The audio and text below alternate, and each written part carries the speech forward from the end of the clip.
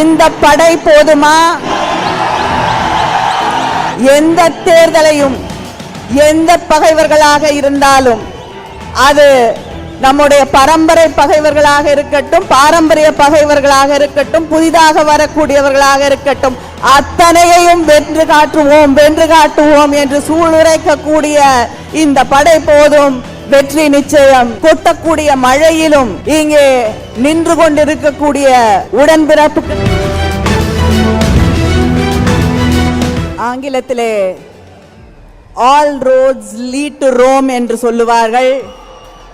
இன்று இந்த இந்தியாவின் பார்வையையே கரூருக்கு திருப்பி இருக்கக்கூடிய நம்முடைய முதலமைச்சர் அண்ணன் தளபதி அவர்களே, துணை முதல்வர் உதயநிதி அவர்களே, கழகத்தின் பொருளாளர் அவர்களே, முதன்மை செயலாளர் அவர்களே, துணை பொதுச் செயலாளர்களே, அமைப்பு செயலாளர்களே, இவ்வளவு பிரம்மாண்டமான இந்த முப்பெரும் விழா கூட்டத்தை நடத்தி கொண்டிருக்கக்கூடிய கரூர் மாவட்ட கழக செயலாளர் செந்தில் பாலாஜி அவர்களே, ஒவ்வொருவருக்கும் வாழ்க்கையிலே ஒரு கனவு இருக்கும்.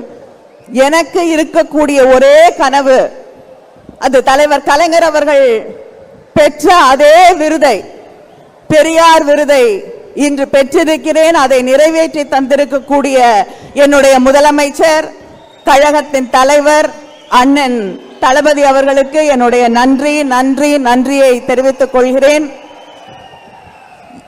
கொட்டக்கூடிய மழையிலும் இங்கே நின்று கொண்டிருக்கக்கூடிய உடன்பிறப்புகளை பார்க்கும் பொழுது இந்த படை போதுமா?